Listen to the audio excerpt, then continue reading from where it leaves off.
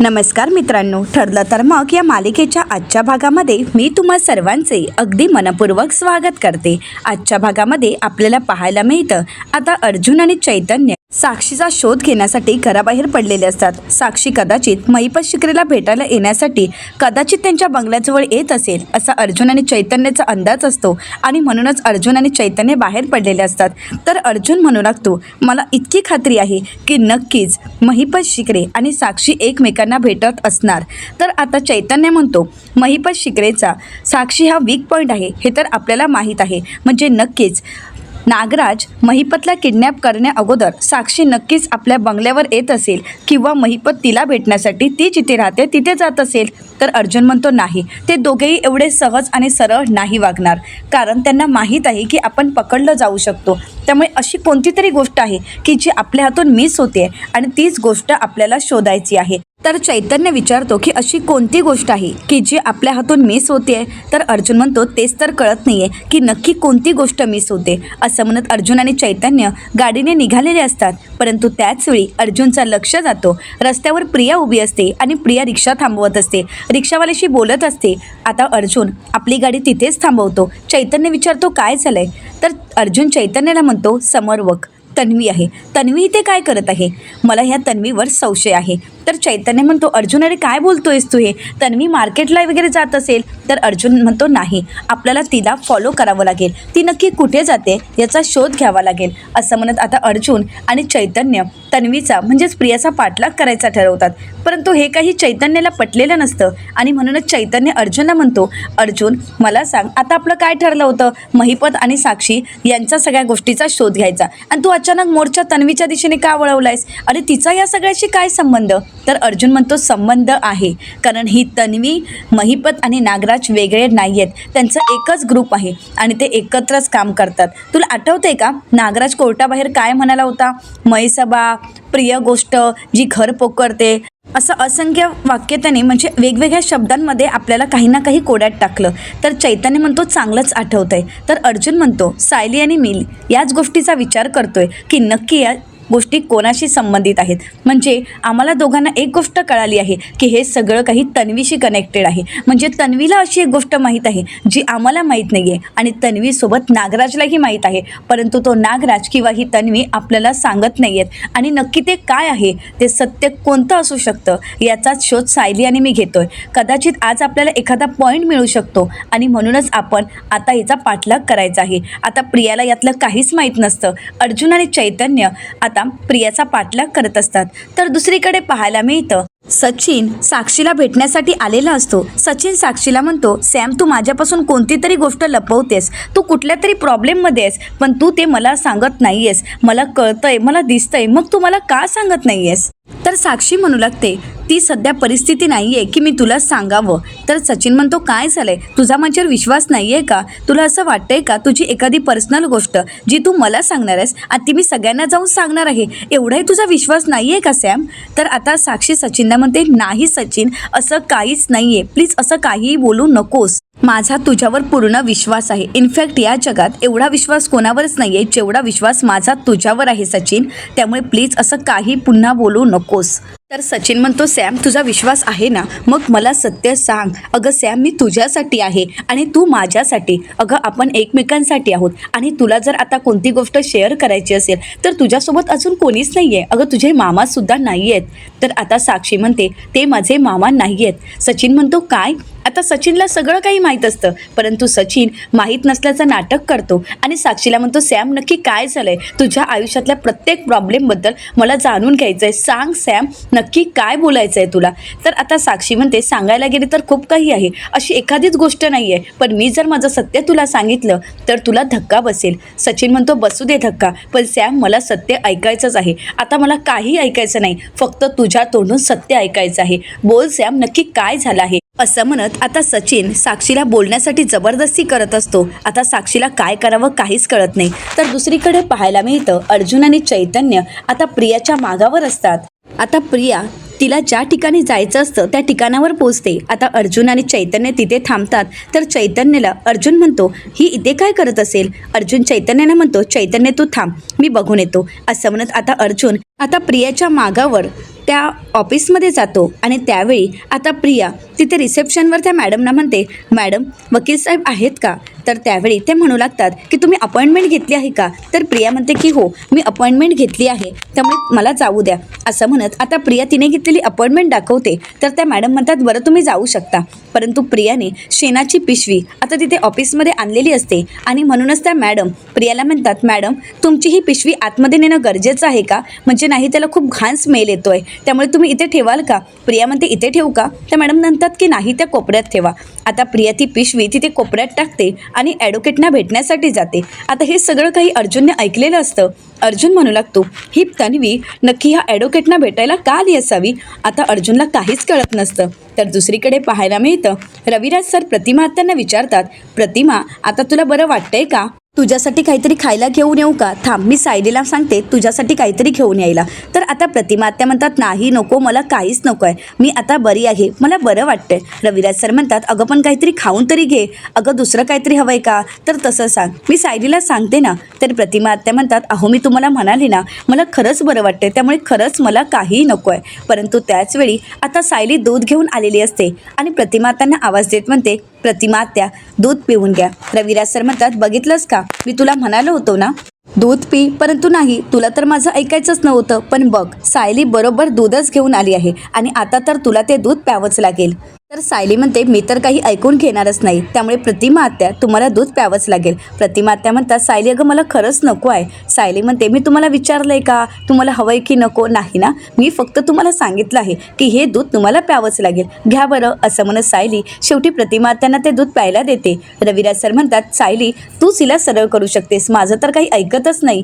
तर सायली प्रतिमा आत्यांना म्हणते, प्रतिमा आत्या असं करून कसं चालेल? अहो रविराज सरांना असंच वाटते ना की तुम्ही लवकरात लवकर बरं व्हावं, तुम्ही स्वतःची काळजी घ्यावी, हो की नाही? रविराज सर म्हणतात, अगदी माझ्या मनातलं बोललीस. तर आता प्रतिमा त्या सायलीला म्हणतात, सायली तू खरंच यांची मुलगी आहेस, अगं यांचं मन माझ्यापेक्षा तुला जास्त कळतं, मला कधी कधी असं वाटतं की तूच आमची मुलगी आहेस. तर सायली म्हणते, हो का, पण आता तुम्हाला दूध प्यावं लागेल. आता शेवटी प्रतिमा त्यांना दूध पिण्याशिवाय दुसरा कुठला पर्यायच नसतो. तर दुसरीकडे पाहायला मिळतं, साक्षीने तिचा सगळा भूतकाळ आता सचिनला सांगितलेला असतो. आता सचिनला सगळं काही माहीत असतं, परंतु तो नाटक करत म्हणतो, आता सॅम मी कसा रिॲक्ट होऊ, मला काहीच कळत नाही, आय मीन साक्षी. तर साक्षी सचिनला म्हणते, साक्षीचं अस्तित्व संपलंय आता. आता सचिन नाटक करत म्हणतो, साक्षी अगं तू इतकं सगळं काही सहन केलंस आणि तू हे सगळं काही एकटीने सहन केलंस, कसं सहन केलंस गं? आणि आता तर तुझे अन्नही तुझ्यासोबत नाही आहे. साक्षी म्हणते, म्हणूनच तर माझा तोल जात होता, मला कसं रिॲक्ट व्हावं, काय करावं काहीच कळत नव्हतं. हे सगळं काही माझ्या या सगळ्या भूतकाळामुळे मला त्रास सहन करावा लागत होता आणि मला एकटीला ते सगळं काही सहन करण्याच्या पलीकडे होत होतं. मला या सगळ्याची भीती वाटत होती. खरं सांगायचं तर माझ्यावर एवढं दडपण होतं, एवढं प्रेशर होतं की हे सगळं काही सांगायची, मला तुझ्यासमोर बोलायची हिंमतही होत नव्हती आणि खोटंही लपवायचं नव्हतं. परंतु सचिन माझ्याकडे दुसरा कुठलाच पर्याय नव्हता. आता सचिन नाटक करत साक्षीला म्हणतो, मी समजू शकतो सॅम तुला. तर साक्षी सचिनला म्हणते, सचिन मला तुझ्यासोबत आयुष्य काढायचं आहे आणि म्हणूनच मी ठरवलं की आता खोटं नाही ठेवायचं, सगळं जे काही आहे ते तुला सत्य सांगायचं. कारण जर कुठल्याही नात्याची सुरुवात करायची असेल तर ती खऱ्या आणि सत्यापासूनच करावी लागेल आणि म्हणूनच मी सगळं काही तुला सत्य सांगितलं आहे. तर आता सचिन नाटक करत म्हणतो, साक्षी मला तर तुझ्याकडून हीच अपेक्षा होती गं.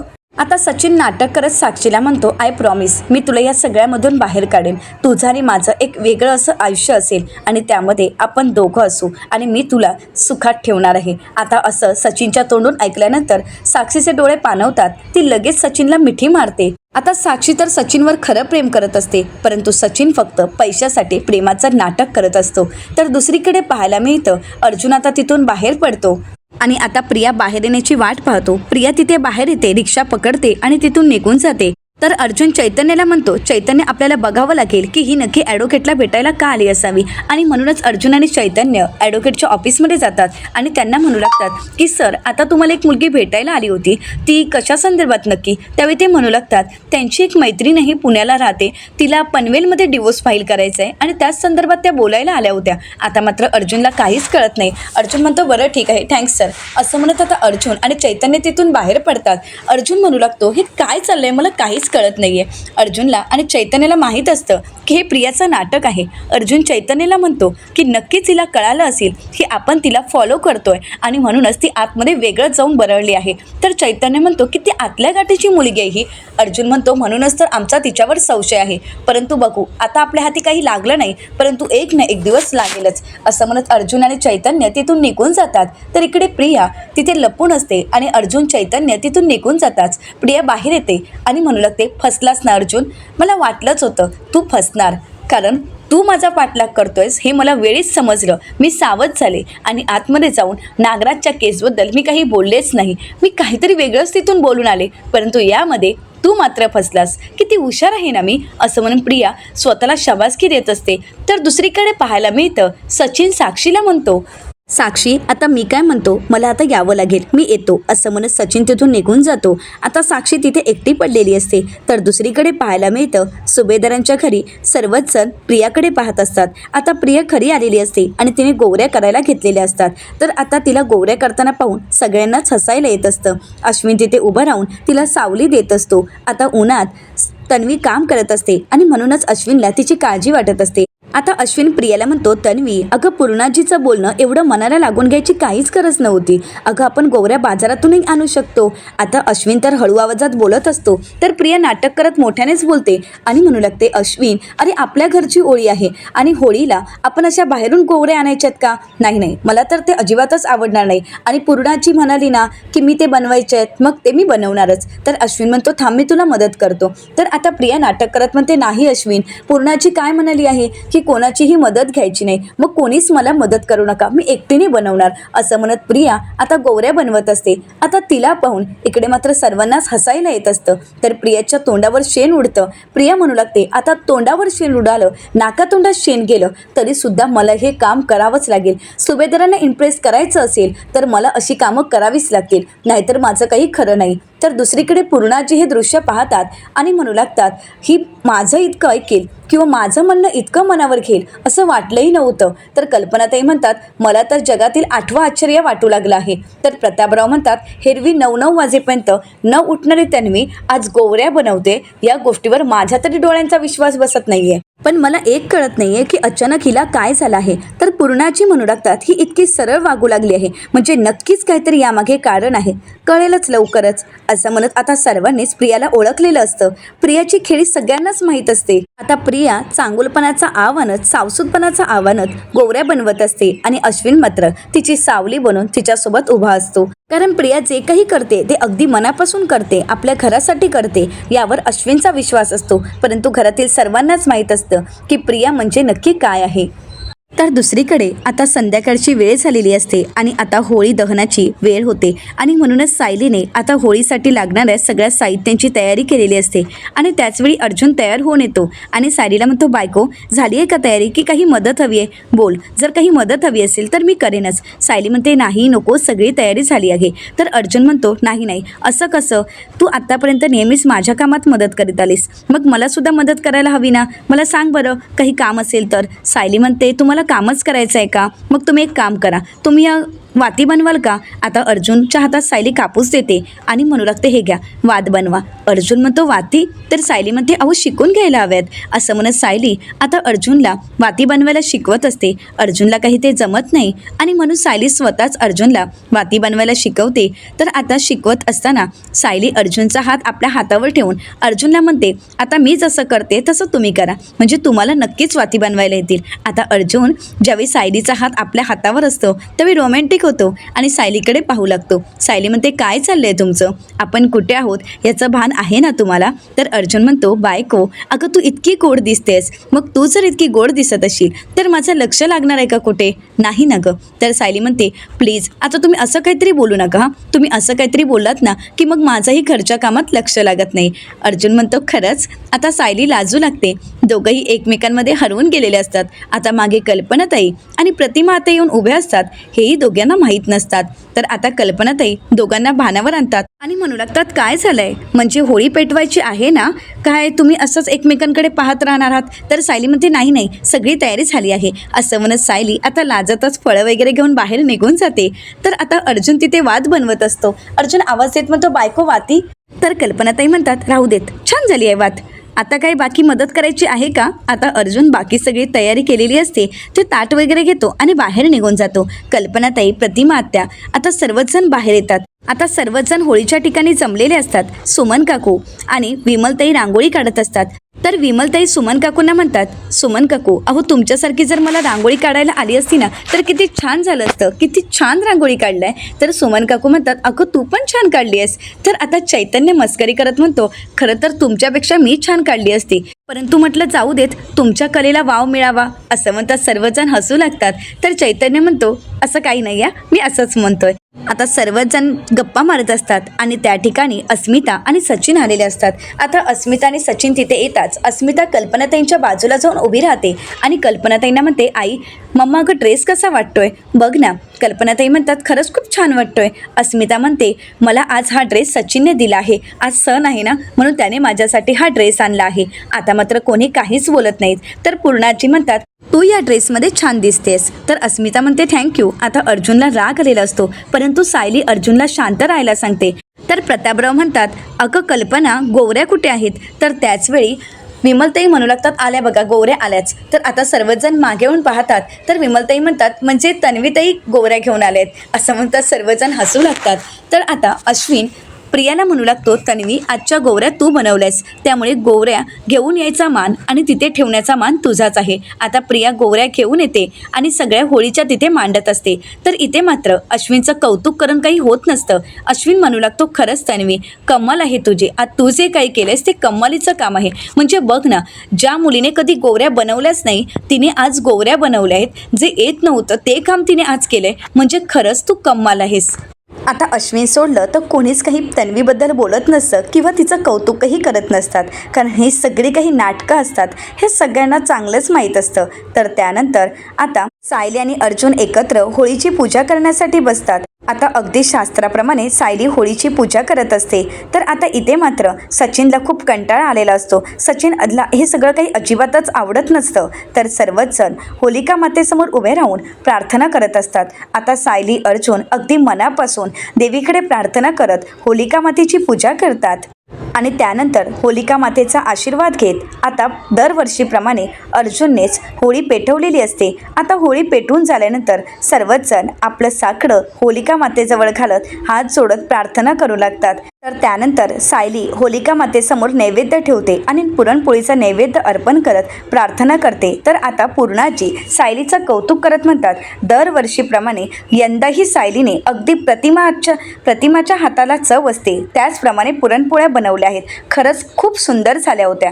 तर अस्मिता म्हणू लागते, आणि तन्वीने केलेल्या पुरणपोळ्या त्या तर बघायलाच हव्या होत्या. तर आता इकडे मात्र प्रियाला खूप राग आलेला असतो. तर पूर्णाची प्रियाला म्हणतात, तन्वी अगं तुला पुरणपोळ्या करायला 4 तास लागलेत. तर आता प्रिया साधेपणा आणि शांतपणाचं नाटक करत म्हणू लागते, पूर्णाची अगं मला स्वयंपाक जमत नाही. हे मी तर वेळोवेळीच तुम्हा सगळ्यांना सांगण्याचा प्रयत्न केला. तुम्हा सगळ्यांनाच माहीत आहे की मला अजून स्वयंपाक फारसा जमत नाही. आता उशीर लागतोय परंतु हळूहळू मी शिकून घेईन आणि एक ना एक दिवस आईप्रमाणे मलाही छान पुरणपोळ्या बनवता येईल. परंतु आता प्रियाच्या बोलण्याकडे सर्वच जण दुर्लक्ष करतात. आता सायली होलिका मातेला नैवेद्य अर्पण करते. तर त्यानंतर होलिका मातेला प्रदक्षिणा घालत सायलीने पाणी टाकत आता आपली पूजा पूर्ण केलेली असते. तर त्यानंतर कल्पनाताई सुद्धा पूजा करतात. आता पुढे येतात प्रतिमा आत्या. आता प्रतिमा आत्या पूजेचा ताट हातात घेतात. तर त्याचवेळी प्रिया नाटक करत म्हणते, आई तू अजिबात काळजी करू नकोस, मी आहे तुझ्यासोबत. मला माहीत आहे तुला आगीची भीती वाटते ना, पण काळजी करू नकोस, मी आहे इथे. तर प्रतिमा आत्या प्रियाला म्हणतात, तन्वी मला आता आगीची भीती अजिबात वाटत नाही. सायली आणि अर्जुनने माझ्यामध्ये असणारी आगीची भीती कायमची दूर केली आहे, त्यामुळे आता काळजी करायचं कारणच नाही. आता मात्र प्रिया चांगलीच तोंडावर पडलेली असते. प्रिया मनाशीच म्हणते, ही आगाऊ बाई स्वतःला माझी आई समजते परंतु बघावं त्यावेळी मला उलट टोमणेच मारत असते. आता बघते ना ही आगीला कशी घाबरत नाही असं म्हणत आता प्रियाच्या मनात काहीतरी षडयंत्र चालू असतं. आता प्रतिमा आत्यासुद्धा होलिका मातेला प्रदक्षिणा घालत असतात परंतु प्रियाच्या मनात मात्र वेगळेच विचार चालू असतात. काही करून आता प्रतिमा आत्यांना आगीची पुन्हा एकदा भीती दाखवावी यासाठी प्रियाच्या मनात प्लॅन चालू असतो आणि प्रिया त्या संधीची वाट पाहत असते.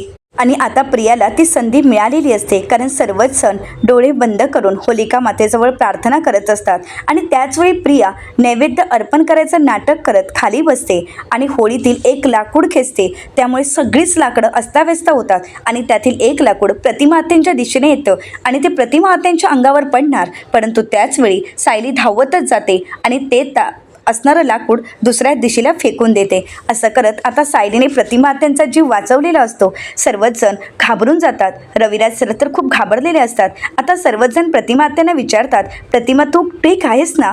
तुला काही भाजलं तर नाही आहे ना? तर प्रतिमात्या म्हणतात, सायली असताना मला कशाची भीती आहे आणि मला काय होणार आहे? मला काहीच झालं नाही आहे, त्यामुळे कोणी काळजी करू नका. तर इकडे मात्र प्रियाने केलेलं कारस्थान प्रियावरच आलेलं असतं, कारण प्रियाच्या अंगावर आता त्या तिथे असणाऱ्या आगीच्या काही ठिणग्या उडालेल्या असतात. तर आता सर्वजण प्रतिमा आत्यांची चौकशी करतात, परंतु प्रियाची करत नाही. आणि म्हणूनच अश्विन सर्वांना म्हणतो की तन्वीला सुद्धा भाजलं आहे, तिच्याही पायावर ठिणग्या उडाल्या आहेत, मग तिला कोणी विचारणार आहे का? तर अर्जुन म्हणतो, तू विचारतोयस ना, मग पुरे झालंय. असं म्हणत आता कोणीच प्रियाकडे लक्षही देत नाही. तर त्यानंतर कल्पनाताई प्रतिमा आत्यांना विचारतात, प्रतिमा तू ठीक आहेस ना? तर प्रतिमा आत्या म्हणतात की हो मी ठीक आहे, माझी काळजी करू नका. तर आता सुमन काकू प्रतिमा आत्यांना सावरतात. तर त्यानंतर प्रतिमा आत्यांना दम लागत असतो. प्रतिमा आत्या सुमन काकूंना म्हणतात, घशाला जरा कोरड पडली आहे, मी पाणी पिऊन येते. तर सुमन काकू म्हणतात, बरं ठीक आहे, सावकाशचा. आता प्रतिमा आत्या कसंबसं घराच्या दिशेने जात असतात. तर इकडे सायली होलिका मातेला प्रार्थना करत म्हणते, आई होलिका माते, तुझा माझ्या घरावर कायम लक्ष असू देत, तुझा कृपा आशीर्वाद माझ्या घरावर असू देत, माझ्या घरावर कधीही कुठलंही संकट येऊ देऊ नकोस. तर अर्जुन प्रार्थना करत म्हणतो, आणि देवी आई तन्वी नक्की काय लपवते हे मला लवकरात लवकर कळू देत. सायली अर्जुन आपल्या घरासाठी देवीजवळ प्रार्थना करत असतात. इकडे प्रतिमा आत्या घराच्या दिशेने जात असतात, परंतु त्यांना चालायलाही जमत नसतं. थोडं पाऊल टाकलं तरी त्यांना दम लागत असतो आणि त्याचवेळी त्यांना पुढचं काहीच दिसत नाही. त्यांना चक्कर येते आणि प्रतिमा आत्या तिथेच कोसळतात. आता सर्वजण धावत पळत येत प्रतिमा आत्यांची काळजी घेतात. अश्विन प्रतिमा आत्यांना चेक करतो, त्यावेळी प्रतिमा आत्यांना त्रास होत आहे हे अश्विनच्या लक्षात येतं. तर आता प्रिया नाटक करत म्हणते, अश्विन माझी आई ठीक आहे ना? अश्विन म्हणतो, हो काळजी करू नकोस. तर त्यानंतर अश्विन रविराज सरांना म्हणतो, रविराज काका आत्ताच्या आत्ता आपल्याला आत्याला हॉस्पिटलला घेऊन जावं लागेल. रविराज सर म्हणतात, जे काही करायचं ते कर, परंतु अश्विन लवकर कर. तर आता प्रिया म्हणू लागते, मी सुद्धा येते. तर रविराज सर म्हणतात, कोणीही येणार नाही, फक्त हॉस्पिटलला सायलीच येईल. आता मात्र प्रियालाही काही जाता येत नाही. प्रियाचं नाटक आहे हे रविराज सरांना माहीत असतं. आईची काळजी असल्याचं फक्त ती तिच्या चेहऱ्यावर नाटक दाखवत असते.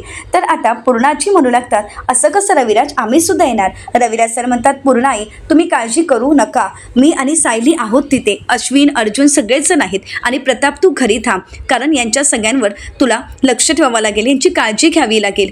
तोपर्यंत आम्ही येतोच. असं म्हणत आता सर्वजण हॉस्पिटलला निघालेले असतात. अर्जुनने गाडी काढलेली असते आणि सायली चैतन्य सर्वजण प्रतिमा आत्यांना आधार देतात आणि हॉस्पिटलला घेऊन जातात. इकडे पूर्णाची देवी आईला प्रार्थना करत म्हणू लागतात, देवी आई माझ्या लेकीवरचं संकट दूर कर. तर आता सुमन काकू रडतच म्हणतात, वहिनींना काय झालं असेल? कालही त्यांना असंच भोवडल्यासारखं वाटत होतं, कालही त्यांना चक्कर येत होती, नक्की काय असेल? तर आता प्रिया नाटक करत म्हणते, माझी आई बरी होईल ना? माझ्या आईला काही होणार तर नाही ना? प्रतापराव म्हणू लागतात, हे साधं दुखणं असेल, त्यामुळे कोणीही काळजी करायचं किंवा त्रास करून घ्यायची काहीच गरज नाही आहे, प्रतिमा लवकरच घरी येईल. तर प्रिया नाटक करत पुन्हा म्हणते, माझ्या आईला काही होणार तर नाही ना? आता मात्र पूर्णाजींना खूप राग आलेला असतो. तर येणाऱ्या पुढील भागामध्ये आपल्याला पाहायला मिळतं, अश्विन म्हणू लागतो, रविराज काका प्रतिमा आत्यांचं हिमोग्लोबिन डेंजरस कमी झालं आहे आणि आत्ताच्या आता त्यांना रक्त चढवण्याची गरज आहे. तर रविराज सर म्हणू लागतात, प्रिया देईलच ना? तन्वीचं आणि प्रतिमाचं ब्लड ग्रुप ओ निगेटिव्हच आहे आणि हे प्रियाने ऐकलेलं असतं. आता आपला खोटेपणा समोर येऊ नये म्हणून प्रिया गायब होते. तर इकडे सायलीने ब्लड द्यायला तयारी दाखवलेली असते, परंतु अश्विन प्रियाला फोन करण्याचा प्रयत्न करत असतो, परंतु तिने आपला फोन स्विच ऑफ करून ठेवलेला असतो. तर आता अश्विन रविराज सरांना म्हणतो, सायली वहिनीचा ब्लड ग्रुप मॅच झाला आहे, तिचा सुद्धा ओ निगेटिव्हच आहे आणि सायली वहिनी आता प्रतिमा आत्यांना रक्त देत आहे, त्यामुळे काळजी करायची काहीच गरज नाही आहे. परंतु आता प्रश्न येतो तो म्हणजे सायलीचा ब्लड ग्रुप ओ निगेटिव्ह कसा आणि तन्वी कुठे गायब झाली आहे? आता या सगळ्याच्या मुळापर्यंत अर्जुन आणि सायली पोहोचतील का आणि सगळं सत्य सत्य सर्वांसमोर येईल का हे पाहणं अतिशय रंजक ठरणार आहे. मित्रांनो, अशाच मालिकांचे नवनवीन अपडेट पाहण्यासाठी चॅनलला नक्कीच सबस्क्राईब करा. आजचा हा व्हिडिओ तुम्हाला कसा वाटला हे कमेंट करून नक्कीच कळवा. आजचा हा व्हिडिओ जर तुम्हाला आवडला असेल तर व्हिडिओला लाईक करायलाही विसरू नका. व्हिडिओ पाहिल्याबद्दल तुम्हा सर्वांचे अगदी मनपूर्वक धन्यवाद.